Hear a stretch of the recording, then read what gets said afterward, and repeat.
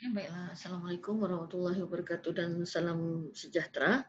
Okey, pada hari ini saya ingin mengupas lagi mengenai penulisan RPH.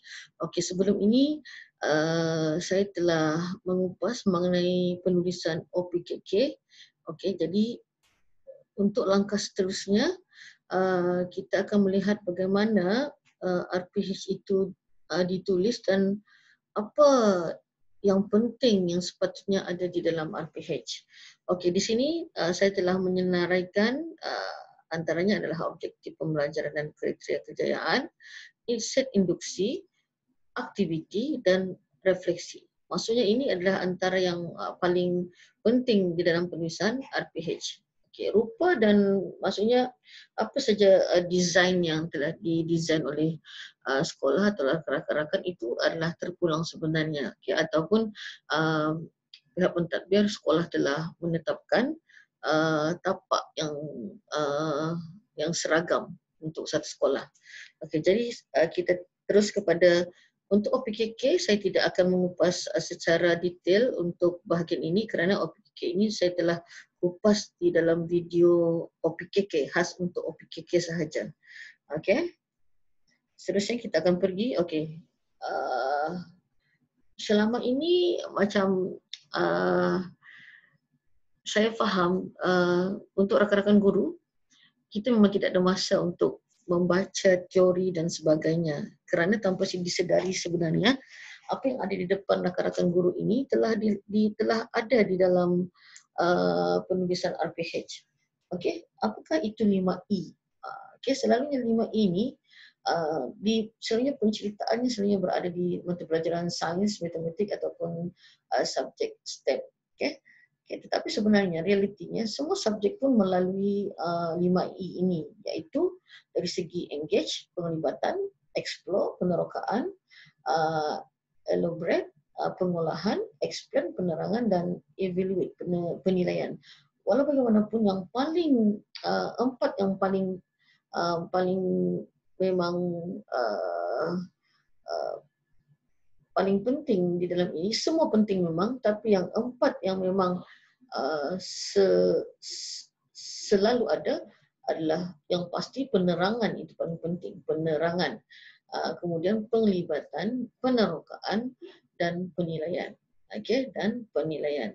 Dan rasanya penilaian ini sentiasa berlaku di dalam setiap aktiviti yang dilakukan oleh rakan guru lah.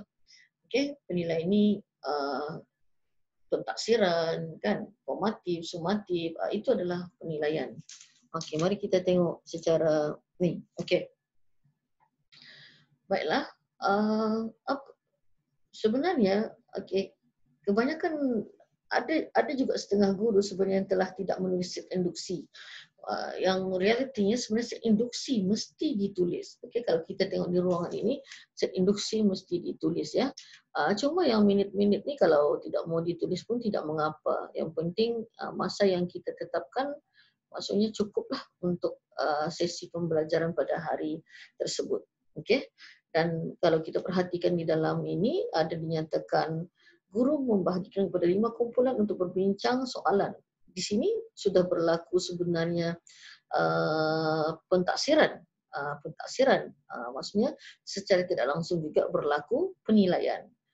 Dan yang paling penting lagi adalah penerangan. Maksudnya walaupun kita melaksanakan PAK 21, penerangan mesti dilakukan oleh guru. Cuba perhatikan RPH yang ditulis oleh rakan guru kita ini. Guru menerangkan kepada murid tajuk yang diajar itu tajuk masa dan waktu. Maksudnya guru memulakan dengan penerangan terlebih dahulu. Dan setelah itu barulah berlaku penglibatan apabila guru telah menyediakan aktiviti. Maksudnya sebenarnya siapa yang menyebabkan penglibatan ini berlaku? Guru itulah menyediakan situasi bagi episod pembelajaran, memberi kerelevanan kepada pembelajaran, menggalakkan perasaan ingin tahu, menggalakkan murid memberi idea, mengetahui pemahaman sedia ada murid, membolehkan guru mengetahui bagaimana untuk memberikan pembangunan pemahaman murid.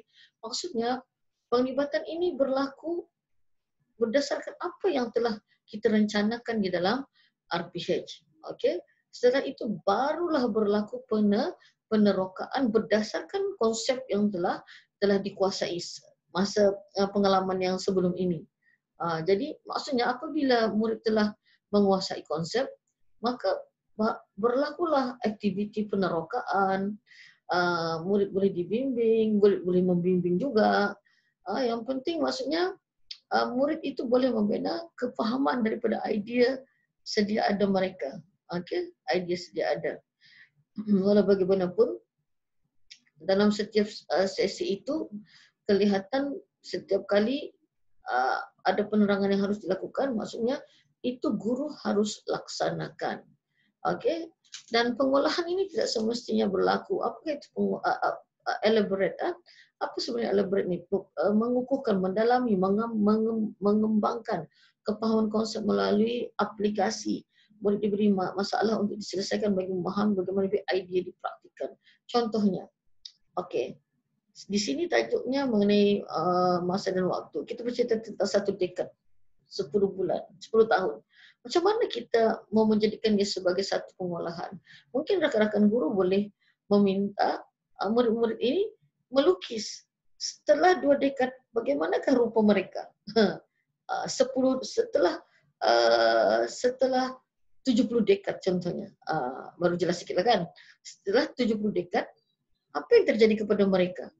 Maksud kita boleh menggunakan itu semuanya sebenarnya bergantung kepada kreativiti guru tersebut. Bagaimana elaborate akan terjadi dalam aktiviti pembelajaran. Okey? Dan sekali lagi ingin saya tegaskan bahawa penilaian sangat penting di dalam kita punya PDPC lah.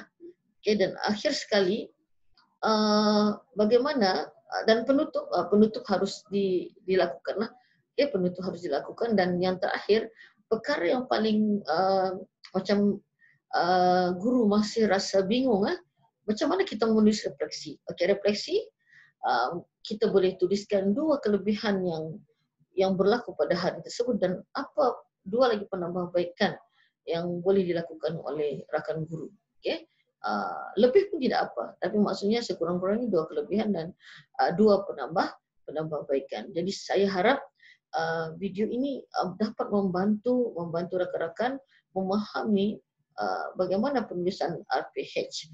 RPH yang bukan kita kata yang terbaik, kita cuba menambah baik. Jadi selamat mencuba. Terima kasih.